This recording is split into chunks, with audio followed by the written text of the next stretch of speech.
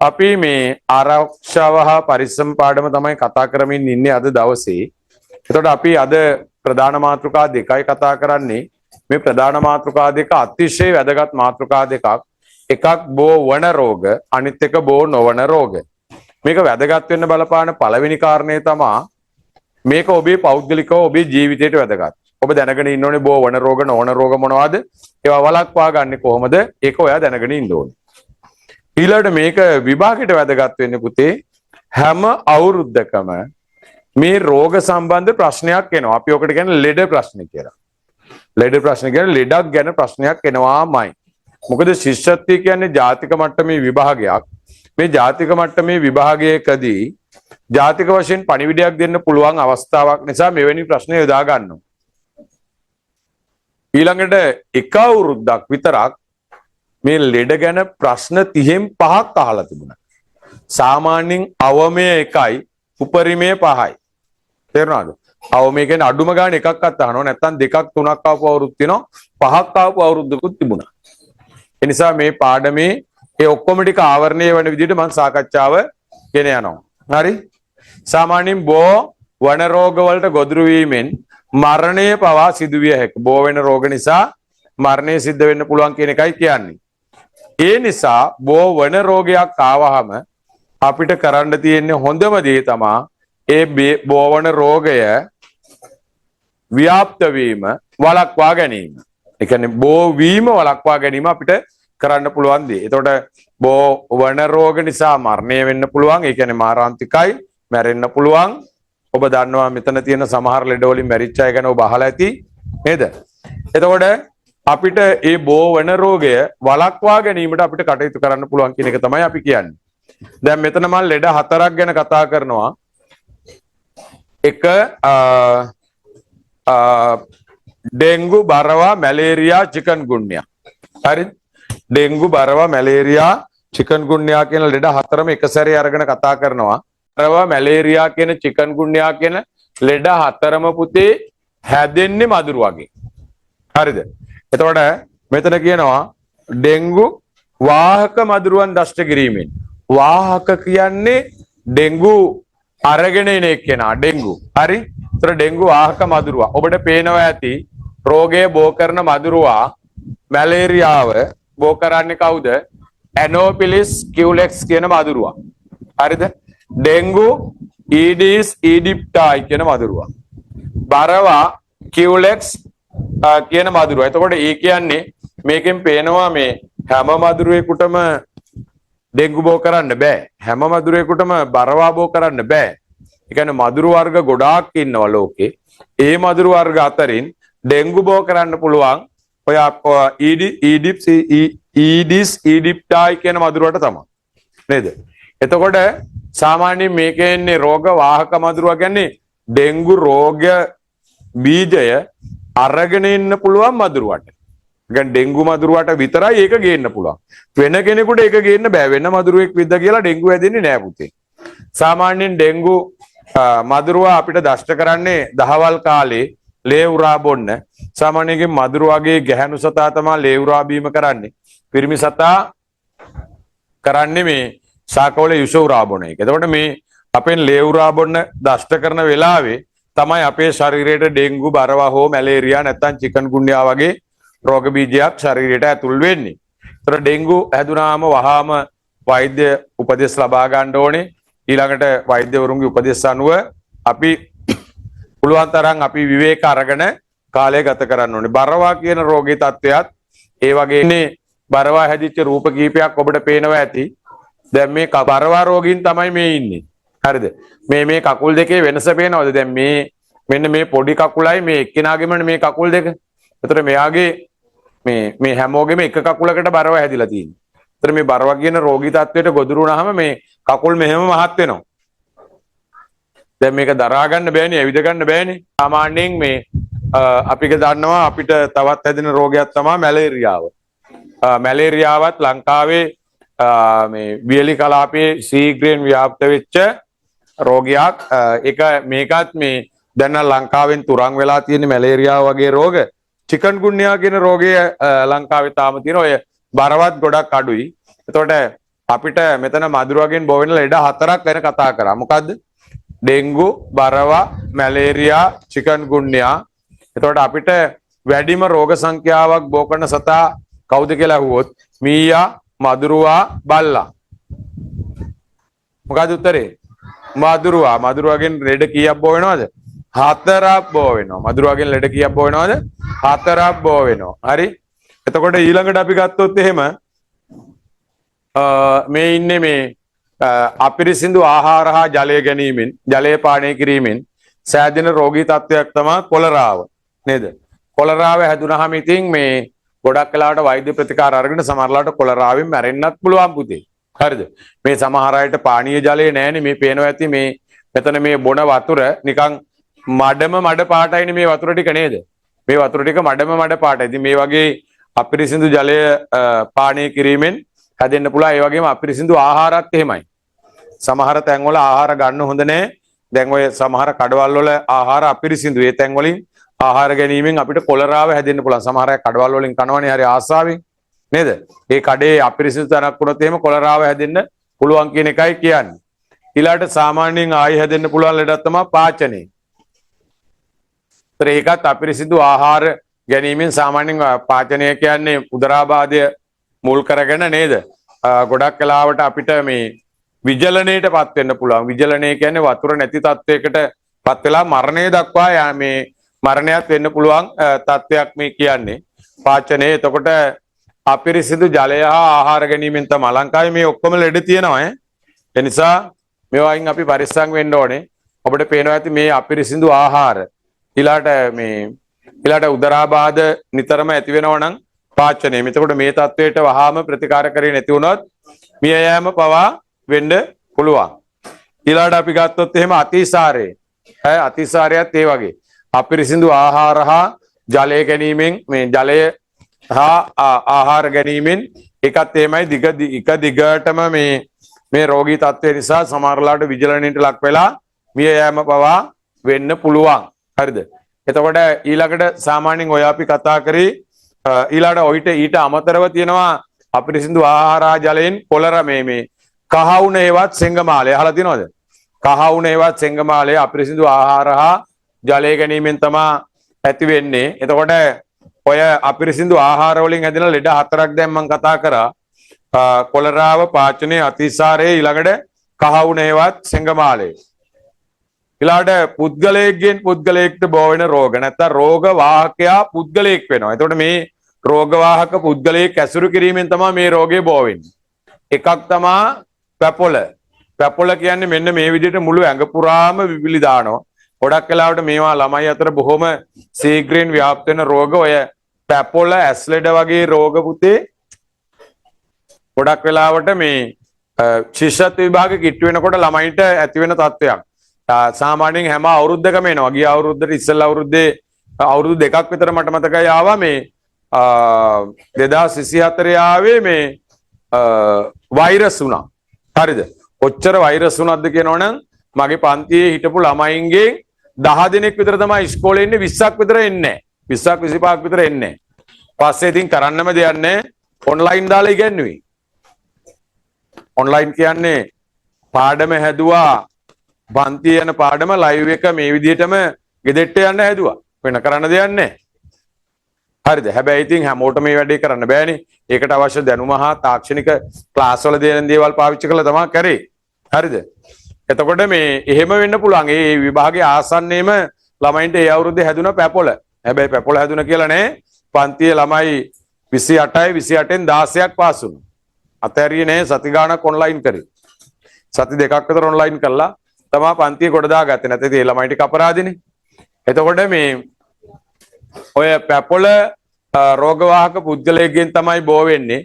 ඔය වගේ බිබිලි ඇඟේ තියෙනවා නම් හැමතැනම වහාම පෙන්වන්න. අපේ ගෙවල් වල අපි කොච්චර අදක්ෂද කියනවනම් ගෙදර එක්කෙනෙකුට මේ කියන බෝ වෙන රෝගයක් හැදුනොත් උදාහරණයකට රෝගවාහක පුද්ගලයෙක්ගෙන් හැදෙන රෝගයක් හැදුනොත් පැපොල, සරම්ප, ඊළඟට අපි මේ කියන වෛරස් වුණ වගේ එකක් හැදුනොත් දෙයියනේ කියලා කම්බුල් ගාය ඔය ඕන ලෙඩක් හැදුනොත් අපි ගෙදර ඔක්කොටම දෙන්න තරමට දක්ෂයි. නේද?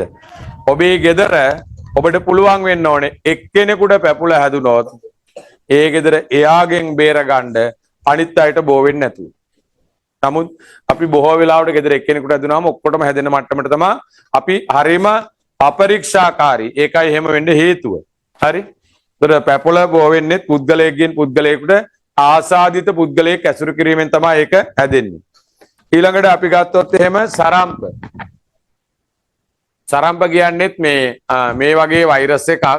ඒතර මේකෙත් මේ වගේ ගොඩාක් කුෂ්ඨ දානවා. එතකොට මේ සරම්ප කියන තත්ත්වෙත් මේ පුද්ගලයෙක්ගෙන් පුද්ගලයෙකුට බෝ වෙන රෝගයක්. හරිද? එතකොට ගොඩක් වෙලාවට ඔය කායික මානසික කියන්නේ ශාරීරිකව පිරිහීම, ඒ කියන්නේ මානසිකව පිරිහීම මේ රෝගවලට ගොදුරු වෙන්න බලපානවා. ඒකනේ අර විභාග ආසන්න වෙනකොට ගොඩාක් අයට ඔය ලෙඩ හැදෙන්නේ නේද? පැපොල වගේම සරම්පත් රෝගවාහක පුද්ගලයෙක් මගින් තමයි බෝ වෙන්නේ. ඊළාට වෛරස් උන. වෛරස් උන කියන්නේ වෛරස් එකක්. මේ වෛරස් වලට බෙහෙත් නැහැනේ. ඒකනේ කොරෝනා වලට බෙහෙත් නැති උනේ. ඇයි ඒ? වෛරස් එක පුතේ බෙහෙත් නැති වෙන්න හේතුව තමයි තප්පර ගානෙන් ගානට එයාගේ ව්‍යුහය ස්වභාවය වෙනස් කරනවා. නිශ්චිත හැඩයක් නැහැ. ඒ නිසා යා ඒ වෙනස් කරන හැඩයට ගැළපෙන බෙහෙතක් හදන්න බෑ. හරිද? වෛරස් එකට ඇන්ටි වෛරස් නිෂ්පාදනය කරගන්න ඕනේ අපේ ශරීරයෙන්ම තමයි. ප්‍රතිශක්තිකරණයෙන්ම තමයි. ඒකනේ සමහර වෙලාවට කොරෝනා හැදුනාම සමහර අයට කිසි ගාණක් නැහැ. සමහර අයට මේ බෝ වෙන්නේ නැහැ. දැන් උදාහරණයකට පැපොල කියන එක වුණත් ගෙදර හැදුනහම අම්මට හැදුනහම අපි හිතමු අයියට හැදුනහම අයියාගෙන් අක්කට ගියා, අක්කගෙන් මල්ලිට ගියා, තාත්තට ගියා, අම්මට හැදුන්නේ. ඒ කියන්නේ අම්මා ගාව තියෙනවා ඒකට අවශ්‍ය ප්‍රතිශක්තිය. ඒකයි ඒ උනේ. සමහරලාට පවුල එක්කෙනෙක් දෙන්නෙකුට හැදෙන්නේ නැත්නම් ඒගොල්ලෝ ගාව ඒ ඇන්ටි වෛරස් නැත්නම් ඇන්ටිබොඩි නැත්නම් අපි ගත්තොත් එහෙම අපේ ඒ ශරීරය තුල තියෙන ලෙඩ රෝග වලට ඔරොත්තු දීමේ හැකියාව වර්ධනය වෙලා තිනවා. දැන් ඔයාලට ඔය ගෙදර හොඳ ආහාර වේලක් ලැබෙනවා නම් හොඳ ආරක්ෂණ ආහාර එළවලු පළතුරු හරියට ආහාරයට ගන්න කෙනෙක් වුණොත් මේ වගේ බෝ වෙන රෝග ආවට හැදෙන්නේ නැහැ. දැන් උදාහරණයක් ඇටියට කොරෝනා කියන වෛරස් එකට ගොදුරු වෙච්ච සමහර අය මැරෙනවා. සමහර අය මැරෙන්නේ නැහැ. සමහර අය අඩු ගානේ හැදුනද කියලා දන්නෙත් නැහැ. කොරෝනා හැදිලා. ඒ වුණාට දන්නේ නැහැ. කියන්නේ කොරෝනා කියන රෝගී තත්වයට ගොදුරු වුණාම සමහර අය දන්නේ නැති තරමටම තිබුණා. ඒ කියන්නේ ඒගොල්ලන්ට ඒක හොඳට ඔරොත්තු දුන්නා. හරිද? ඒ නිසා පුද්ගලයෙක්ගෙන් පුද්ගලයෙකුට බෝ වෙන රෝග තමයි ඔය අපි කතා කරේ පැපොල සරම්ප වෛරස් උන. ඊට අමතරව පුතේ අපිට බෝ වෙන රෝග විදිහට තව ගන්න පුළුවන් මෙන්න මේවා. ජලබීතිකාව. ජලබීතිකාව බෝ වෙන්නේ කාගෙන්ද? ඔව් බල්ලා බලලා ඇතුළු ශීරපායි සත්වයක් ඕන කෙනෙක්ගෙන් බෝ වෙන්න පුළුවන් ඈ. ඒ කියන්නේ බල්ලාගෙන් බෝ වෙන්න පුළුවන්, බලලාගෙන් බෝ වෙන්න පුළුවන්, වඳුරාගෙන් බෝ වෙන්න පුළුවන්. කිරිබී වැඩෙන ඕනම සතෙක්ගෙන් බෝ වෙන්න පුළුවන්. ඔව් ඒක තමයි. හරි. එතකොට වැඩිපුරම මේක බෝ වෙන්නේ කාගෙන්ද? බල්ලාගෙන් බලලාගෙන්. ජලබීතිකාව. ඊළඟට අපිට තවත් බෝ වෙන ලෙඩ රෝග බෝ කරන සතෙක් තමයි මීයා. මීයාගෙන් අපිට බෝ වෙනවා මොකද්ද? මීයුණයි මහාමාරියයි. මීයුණ කියන්නේ පුතේ මේ මීයාගේ ඔය මල මුත්‍රාවල තියෙන විස බීජයක් අපේ ශරීරගත වෙලා ඒකෙන් අපිට හැදෙනවා. හැබැයි මීයුණත් මාරාන්තිකයි. මීයුණ හැදිලා මැරෙනවා.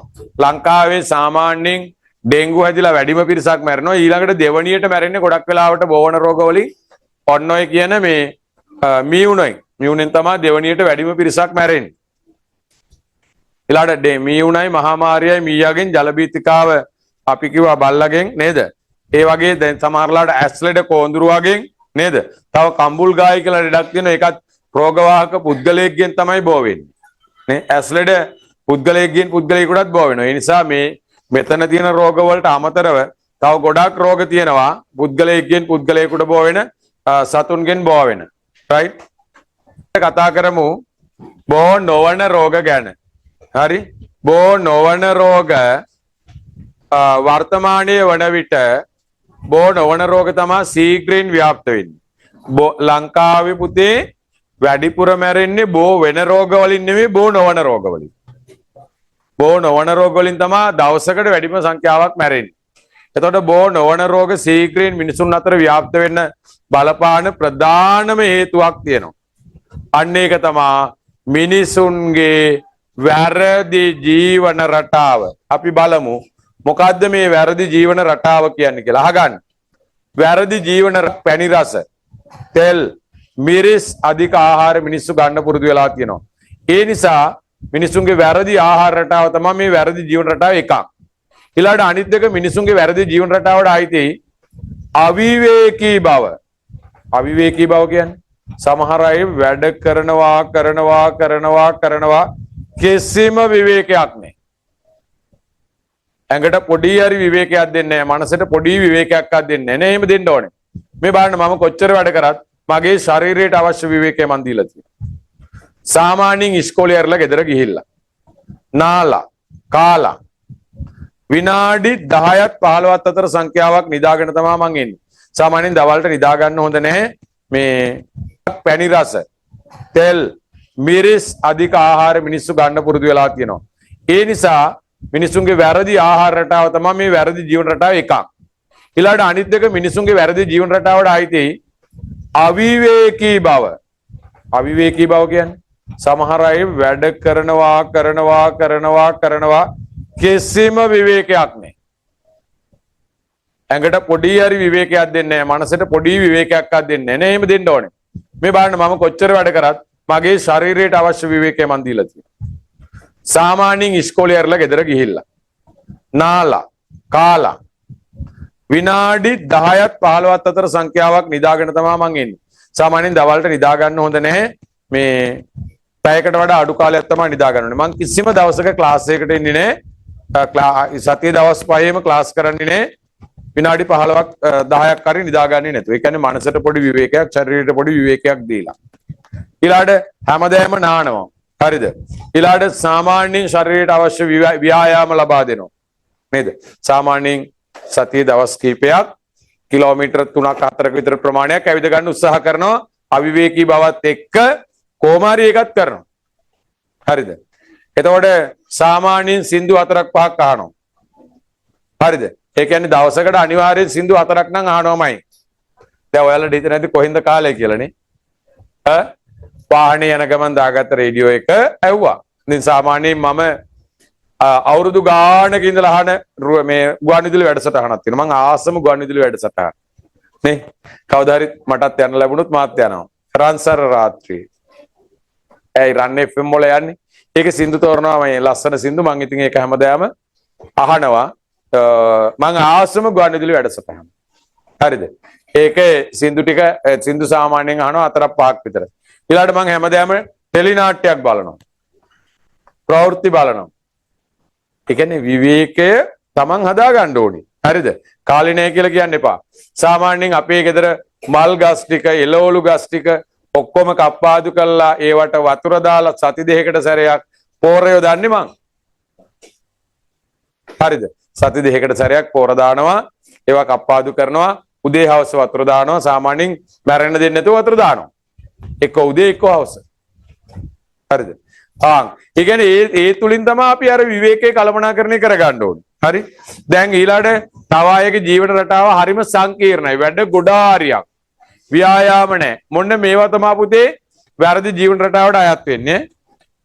අපි බලමු මේ වැරදි ජීවන රටාව නිසා මිනිසුන්ට වැඩිපුරම හැදෙන ලෙඩ එක දියවැඩියාව. ඊළඟට අම්ල පිත්ත රෝගය හේවත් ગેස්ට්‍රයිටිස්, අධික රුධිර පීඩනය, හෘද රෝග, ස්ථූල බව, පිළිකාව. මේවා තමයි මිනිසුන්ට දැනට තියෙන බෝ නොවන රෝග ගොඩාක්. හරි? එතකොට දියවැඩියාව ගත්තොත් එහෙම දියවැඩියාව හැදෙන්නේ සාමාන්‍යයෙන් අධික පැණි රස හා පිටිසහිත ආහාර ගත්තාම. ඔබට පේනවා ඇති මේ දර්ශනවල තියෙන පින්තූර දිහා බැලුවාම ඔබට පේනවා ඇති මේ ඇඟිල්ල නිකන් කළු පාට වෙලා පේනව නේද? අර බලන්නකො තුවාලවල කකුල්වල තියෙන තුවාලවල හැටි නේද? කෑලි අයින් කරන්න තරමට තුවාලනේ. ඔය සමහර තුවාල නිසා අතපය කපන්න වෙනවා. දියවැඩියාව කියන්නේ ඒ වගේ ලෙඩක්. දියවැඩියාව කියන්නේ ඇත්තටම එක ලෙඩක් නෙමෙයි පුතේ. ඒක රෝග පැකේජ් එකක්. මේ පැකේජ් එකක් කියන්නේ මොකද්ද? එකක් එක තව ගොඩක් දෙනවනේ. දෙයියනේ කියලා ඔබට දියවැඩියාව කියන රෝගයට ගොදුරු වුණොත් ඔබ වාසනාවන්තයි. තවත් රෝග කිහිපයක්ම ඒත් එක්ක නොමිලේම ලැබෙනවා. ඇයි වාසනාවක් නෙවෙයිද? එකක් ගත්තාම 3-4ක් නොමිලේ. දැන් දියවැඩියාව කියන රෝගයට ගොදුරු වුණාම නිකම් වෙනවා දියවැඩියාවත් එක්කම කොලෙස්ටරෝල්, ප්‍රෙෂර්, ગેස්ට්‍රයිටිස් ඔය වගේ ලෙඩ තව 3-4ක් එනවා අතුරු ආබාධ විදියට. ඉතින් ඒ කියන්නේ දියවැඩියාව කියන්නේ ඔයාට ලොකු ලෙඩ පැකේජ් එකක් කට පරිස්සම් කරගන්න. ඇයි? දියවැඩියාවට හේතුව කට. කට කියන්නේ මොකද්ද? කෑමනේ. නේද? කෑම. එතකොට සාමාන්‍ය ලංකාවේ ආගන්නකෝ දැනට සිටින වැඩිහිටියන්ගේ 23%ක් දියවැඩියා රෝගී. ඔයාලගේ අම්මලා තාත්තලා ගත්තොත් මෙතන ළමයි 200ක් හිටියොත් ඔයාලගේ අම්මලා තාත්තලා අතරින් 46ක් දියවැඩියා රෝගී. අපි හිතමු ළමයි 200යි කියලා හිතලා. 300ක් වුණොත් එහෙම 23 ඒවා 3ක්. ඒ කියන්නේ 69ක් දියවැඩියා රෝගී. මේ දැනගන්න කැමතිද ඔයාලා අතර දියවැඩියා රෝගී කීයක් ඉන්නවද කියලා? ඈ ඔයාලා අතර ඉන්නවා දියවැඩියා රෝගීන් 90ක්. මේ ශාලාවේ දැන් මං ඉස්සරහා වාඩි වෙලා ඉන්නවා දියවැඩියා රෝගීන් 90ක් අනාගත. දැනට වැඩ හිටියෝ 23 වුණාට ඔයාලගේ වයස් කාණ්ඩයේ අය 30ක් දක්වා වැඩි කරගන්නවා කියලා සතුටින් ලෝක සමේ සෞඛ්‍ය සංවිධානය දැනුම් දීලා තියෙනවා. අනාගත ලෝකයේ 30ක් වෙනවා. සෑම ළමයි 100කටම 30 දෙනෙක් දියවැඩියා රෝගීන්. දැන් මෙතන 300ක්. එතකොට 90ක් ඉන්නවා. ඕනනම් 90 නම් කියන්නත් පුළුවන් මට. ඈ 90 නම කියන්නේ 90 දෙනා කවුද කියලා කියන්නම්. පවුනේ හරි නෑනේ. නේද? ඔන්න මං කියනවා බය නෑනේ නේ. හදිසියවත් කියවුණොත් අනාගත දියවැඩියා රෝගීන් අතරට ඔයාව වුණොත්. හැබැයි මේ පන්තියේ මෙහෙම පාඩම කරගෙන යනකොට මතක තියාගන්නකෝ. තව අවුරුදු 20කින් විතර ඔයාලා කොයි හරි වතු පිටිවල හරි ගම්පහ හරි ඩයබටික් ක්ලිනික් එකකදී හම්බ වෙයි. ඔයත් ආවද එදා සර් කිව්වනේ. අර 30ට අයිති කෙනෙක් ඔයත් නේ. අනේ ඒකනේ නම් බලන්නකෝ. අරයත් අපේ එදා පන්ති ඉගෙන ගත්ත කෙනෙක්.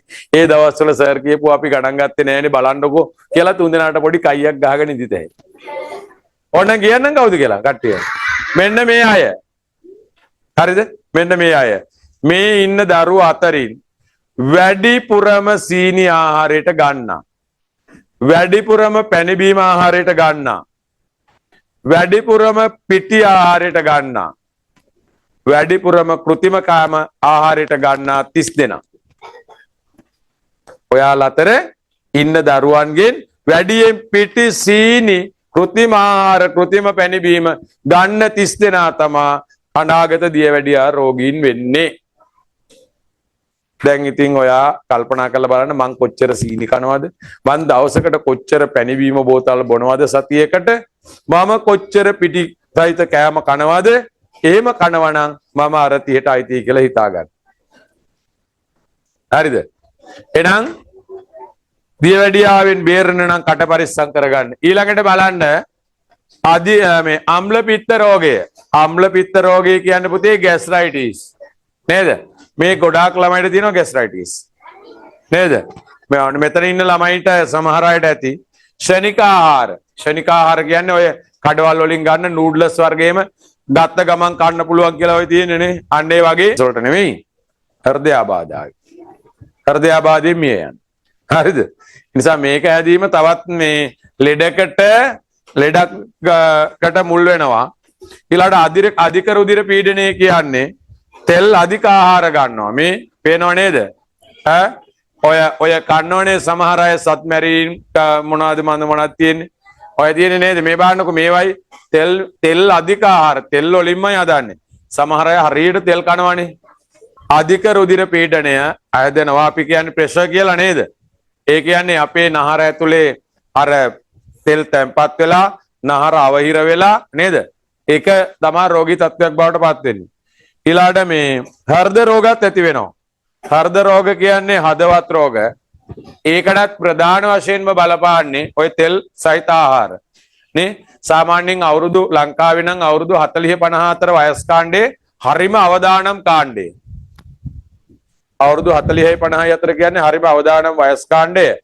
ඒ කියන්නේ මේ හෘද රෝග හැදුනොත් බේර ගන්නත් අමාරු වයස් කාණ්ඩයක්. ගොඩක් වෙලාවට හැදුනාම මිය යන්න පුළුවන් හෘදයාබාධ නිසා. ඒ නිසා අවුරුදු 40 50 අතර අය හොඳ සෞඛ්‍ය තත්ත්වයක් පවත්වා ගත්තොත් විතරයි හෘද රෝග වලට මේ ගොදුරු වීමෙන් වළක්වා ගන්න පුළුවන්. හරිද? ඊළඟට ස්ථූල බව.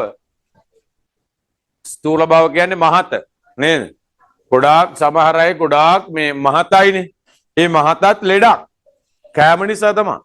සමහර අය කනවා කියන්නේ පුදුම කෑමන්නේ කන්නේ. එක සැරයක් මේ මට මතකයි මම මේ ගම්පහ ක්ලාස් එකේ ඉන්නකොට දෙකේ පන්ති පටන් අරන් දවස් දෙකක් විතර පළවෙනි දවසේම ලොකු ළමයෙක් ඉන්නවා. 6 විතර ළමයෙක් ඉන්නවා. ඩෙස් එකත් මදි වාඩි වෙන්න. ඊට පස්සේ මම අපේ කෙනෙකුට ඇහුවා ගිහිල්ලා මිනිස්සරේ අහන්න කියලා මේ 3 පන්ති පටන් අරන්. අර ළමයා 3 දී කියලා අහන්න කියලා. ඔව් කියලා කිව්වලු. දැන් මට ආයි පොඩ්ඩක් නිකන් ඒත් හරිනේ මේ ළමයාගේ ප්‍රමාණය දැක්කාම 3 වෙන්න බෑනේ. මං ආයිසරයක් මේ ඉස්කෝලේ පන්තිය කීයද කියලා අහන්න කිව්වා. ඉතින් ඉස්කෝලේ පන්තියත් කියලා. පස්සේ පාඩම කරන ගමනුත් මම ඇහුවා මේ ඔයාගේ පුතේ ඉස්කෝලේ කොහෙද? ඉස්කෝලේ මොකද්ද? කීයද පන්තිය? කවුද ක්ලාස් ටීචර්? එහෙම වුණේ. මං හිතුවා මේ ළමයා වරද්දනවා දිගටම කියලා. ඊට පස්සේ මේ විවේක වෙලාව ආවා. විවේක වෙලාවේ මම දැනගත්තා හරි ඉතින් එයා දෙකේ තමයි කියලා.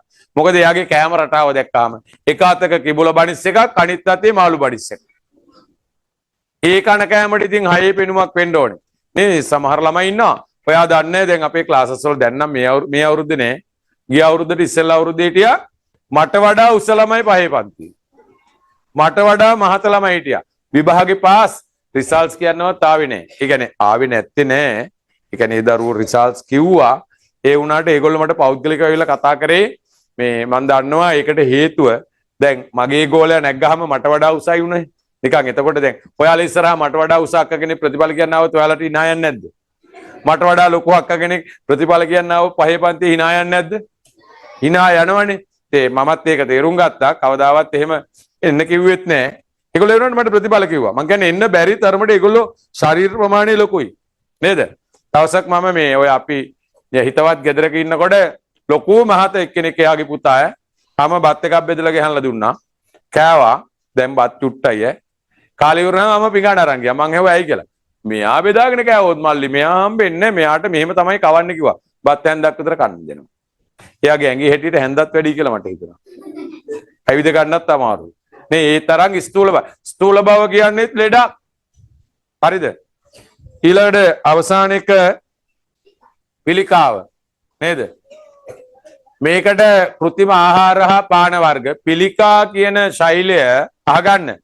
ඔයාලගේ ඇඟේ වගේම මගේ ඇඟෙත් තියෙනවා. අපි හැමෝගෙම ඇඟේ පිළිකා ශෛලය තියෙනවා. හැබැයි මේ පිළිකා ශෛලය වර්ධනය කරලා ලෙඩක් බවට පත් කරනවද නැද්ද කියන එක තීරණය කරන්න පුතේ අපි ගන්න ආහාර. ඔබේ ඇඟේ සහ මගේ ඇඟේ තියෙන පිළිකා ශෛල වර්ධනය කළා අපි අනාගත පිළිකා රෝගියෙක් වෙනවද නැද්ද කියන එක තීරණය කරන්නේ කවුද? අපේ ආහාර රටාව. මම කියන්නම් ඕනනම් ඔයාලා ගන්න සමහර කෑම කෙලින්ම පිළිකාවට අතවනවා. පිළිකා ශෛල වර්ධනය කරනවා ගොඩාක්. මේ බලන්නකෝ. ඔන්න එකක් මෙතන තියෙනවා ගොඩාක් කෑම. මේ බලන්න කෘත්‍රිම වර්ණක සහිත ආහාර. හරි? මේ කෘත්‍රිම වර්ණක සහිත ආහාර මේ ඔක්කොම ඔයාට පිළිකාවට අතවරන ආහාර. මේවා නම් ඔයා දැකලත් නැහැ, කන්නේත් නැහැ. බලන්නකෝ. පුළුවන් නම් මෙතන නොකාපු කෑම එකක් නැහැ වගේ නේද? මේ තියෙන සෙට් එක දිහා බලන්න ඔයා නොකාපු එකක් මොන හරි තියෙනවා නම් මතක තියාගෙන ගිහිල්ලා අම්මේ මං අරක කාලා නැහැ කියලා කියන්න පුළුවන්ද කියලා? කොහොමද ඔය ලිස්ට් එක ඔක්කොම පාස් කරලා තියෙන කට්ටිය ඔක්කොම කාලා තියෙන කට්ටිය? ඔය ඉන්නේ නේද? මේකේ 5කට වඩා කාලා තියෙන කට්ටිය කෑම වර්ග 5කට වඩා.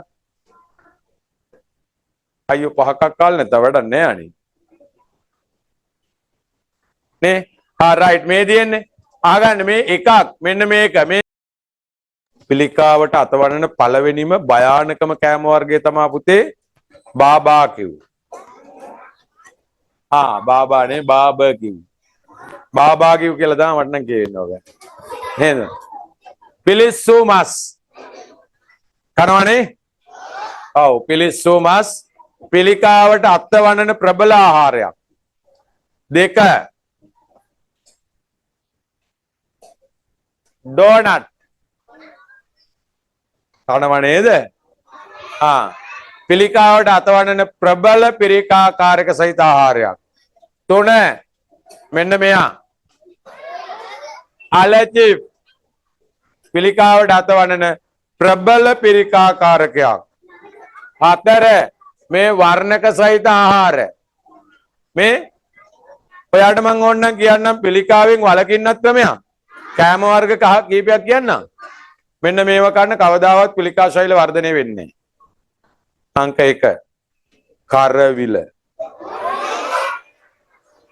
දැනට ලංකාවේ තියෙන හොඳම ඖෂධය කරවිල. ඊළඟට 2 කටුවනෝද හේවත් ආතා. අංක 3 මඤ්ඤොක්කා. අංක 4 දෙලුම්. හරි මේ අහන්න පිළිකාව කියන්නේ පුතේ අහගන්න පිළිකාව කියන්නේ කෙනෙකුට නොසෑදිය යුතු කෙනෙක් අසරණ වෙන්න අන්ත අසරණ වෙන පවුලේ හැමෝම අසරණ වෙන දන්න කියන හැමෝම අසරණ වෙන ඉතාම හොඳම නැති ලෙඩක්. ඒ නිසා කරුණා කරලා මම ඉල්ලීමක් කරනවා මේ පිළිකාකාරක සහිත ආහාර ගන්න එපා. ඔබ අනාගත පිළිකා රෝගියෙක් වෙන්න පුළුවන්. හොඳයි. අපි අද පරිසරයේ පාඩම අවසන් කරනවා. ආදරණීය දුවේ පුතේ අවසන් වූ 4 ශ්‍රේණි ඔන්ලයින් පාඩම් මාලාවේ 27 වෙනි පාඩම නැවත අපි 28 වෙනි පාඩමෙන් හමු වෙමු. එතෙක් ඔබට සුබ දවසක්. ආයුබෝවන්.